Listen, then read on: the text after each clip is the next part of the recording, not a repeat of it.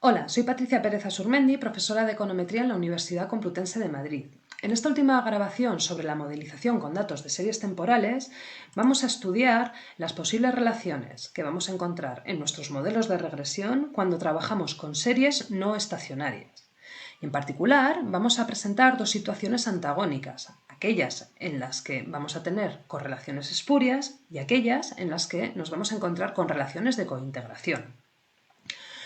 Con lo visto hasta ahora, parece claro que para recoger el comportamiento de las series temporales es necesario tener en cuenta sus características, es decir, la tendencia, la estacionalidad y la autocorrelación. Trabajar con series temporales no estacionarias puede generar problemas que invaliden nuestros resultados, como nos va a suceder en el caso de las correlaciones espurias. Sin embargo, en otras ocasiones, los resultados van a ser válidos y van a reflejar relaciones de equilibrio entre las variables o características en común entre ellas, como es en el caso de las relaciones de cointegración. En todo caso, tenemos que ser muy cuidadosos cuando utilicemos en nuestros modelos de regresión series de datos no estacionarias. Una correlación es espuria cuando aparece una relación empírica entre dos acontecimientos sin conexión lógica. En la diapositiva tenéis dos ejemplos para ilustrar este concepto de correlaciones espurias. En 1952, Neyman analizó la relación entre la tasa de nacimientos y la población de cigüeñas en varias regiones, es decir, entre dos acontecimientos que no tienen conexión lógica, y encontró un elevado coeficiente de correlación entre ambas variables, es decir, encontró una relación empírica fuerte o una fuerte relación estadística. En el segundo de los ejemplos tenemos que utilizando datos anuales para el periodo 1866-1911, Joule encontró que el coeficiente de correlación entre la tasa de mortalidad en Inglaterra-Gales y el porcentaje de matrimonios en la Iglesia de Inglaterra era del 0,95. De nuevo, se encontró una relación empírica fuerte entre dos acontecimientos sin conexión lógica. En realidad, lo que sucede es que al estimar relaciones entre series no estacionarias, es muy fácil que la relación sea espuria, es decir, basta con que ambas series tengan algo de tendencia para que surja una aparente relación entre ellas. En el caso de las correlaciones espurias, vamos a encontrar que al suprimir la tendencia, por ejemplo, diferenciando los datos, la relación va a desaparecer. Veamos un ejemplo. En este caso tenemos datos anuales de 1936 a 1972 para las siguientes series: Producto Nacional Bruto Nominal en Estados Unidos e incidencia del melanoma en la población masculina en el estado de Connecticut. Si observamos el primero de los gráficos que tenéis en la diapositiva, el gráfico de series temporales para ambas series, encontramos que ambas presentan una tendencia creciente a lo largo del tiempo. Cuando utilizamos el gráfico de dispersión para observar si existe algún tipo de relación entre ellas, parece que ambas series mantienen una fuerte y clara relación lineal, aunque conceptualmente resulte absurdo relacionarlas. En el cuadro tenemos los resultados de la estimación, donde el Producto Nacional Bruto se explica a través de la incidencia de melanoma. El resultado que obtenemos es el siguiente. Los coeficientes de la estimación son estadísticamente significativos y el coeficiente de determinación R² es del 87%.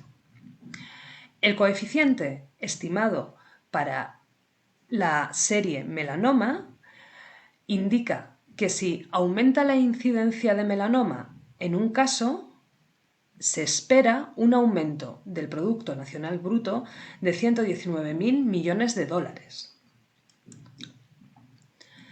Parece claro que en esta situación a lo que nos estamos enfrentando es a una correlación espuria entre ambas series. Si tomamos las series en diferencias, tal y como tenéis aquí, en el gráfico de series temporales, fijaos, observamos que la tendencia ha desaparecido para ambas series. Nos vamos a encontrar con que la relación también desaparece. Fijaos en la estimación. En este caso tenemos que al relacionar las variables diferenciadas, la regresión no resulta significativa y el coeficiente de bondad de ajuste R² es muy pequeño, del 0,03%. Así que, efectivamente, en este caso, lo que teníamos era una correlación espuria y no una correlación lógica. El caso contrario lo tenemos en las relaciones de cointegración. En este caso, tenemos que la cointegración caracteriza relaciones válidas entre series no estacionarias. Unas pequeñas definiciones antes de ver un ejemplo. Decimos que un conjunto de series está cointegrado si cada una de ellas necesita de diferencias para ser estacionaria. Y en ese caso decimos que son integradas de orden D. Pero existe una combinación lineal de las mismas que es integrada de orden menor. Es decir, si nosotros tomamos series integradas de orden D y al combinarlas obtenemos una relación integrada de orden menor, entonces decimos que las series están cointegradas. La situación más habitual que vamos a encontrarnos es que dos series sean integradas de orden 1 y su diferencia sea integrada de orden 0, es decir, que la diferencia sea un proceso estacionario. A la hora de interpretar este tipo de relaciones, decimos que la cointegración supone que una parte de la tendencia de las series con las que estamos trabajando se debe a un determinado componente común. Y al realizar una combinación lineal de las mismas, ese componente común desaparece. Otra forma de entender la cointegración desde un punto de vista interpretativo es que representa un equilibrio a largo plazo entre las series, de manera que las desviaciones de desequilibrio tienden a desaparecer a corto plazo. Las figuras que tenemos en esta diapositiva representan los rendimientos porcentuales de activos de deuda pública a largo plazo, 20 años, y a corto plazo, 91 días, para el Reino Unido entre el segundo trimestre de 1952 y el cuarto trimestre de 1979. Ambas series muestran una tendencia creciente, así que son series no estacionarias. Sin embargo, podemos comprobar que su primera diferencia sí que es estacionaria. Por lo tanto, ambas series son integradas de orden 1. Vamos a ver qué sucede cuando combinamos las series. En la figura que tenéis al principio de la diapositiva está representado el diferencial entre ambas series, al que solemos llamar en finanzas spread. Como podemos observar, el spread muestra fluctuaciones amplias a corto plazo, pero sistemáticamente retorna a una media estable, que en este caso está en 1,18 puntos y que podríamos interpretar como el diferencial que tienes que ofrecer a los inversores para que decidan invertir su dinero a largo plazo en lugar de invertirlo a corto y recoger rápidamente sus rendimientos. ¿Cómo sabemos que este diferencial es estacionario? Bueno, pues aparte de observar que no existe una tendencia clara en la serie, podríamos utilizar las funciones de autocorrelación simple y parcial para comprobar que el proceso que describen es un proceso estacionario.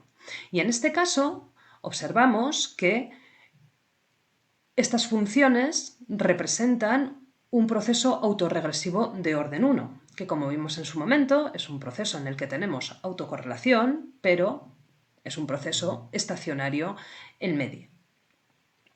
Así que, de esta manera tan sencilla, podríamos decir que el rendimiento a largo y a corto plazo se relacionan por medio de una relación de cointegración y, por tanto, la estimación del modelo con las variables no estacionarias, sin diferenciar, tiene sentido y representa una relación estadística y lógica. Con esto finalizamos esta serie de grabaciones para los contenidos que vemos en el tema 6 de nuestra asignatura. Espero que os hayan servido de ayuda y nos vemos pronto. ¡Hasta luego!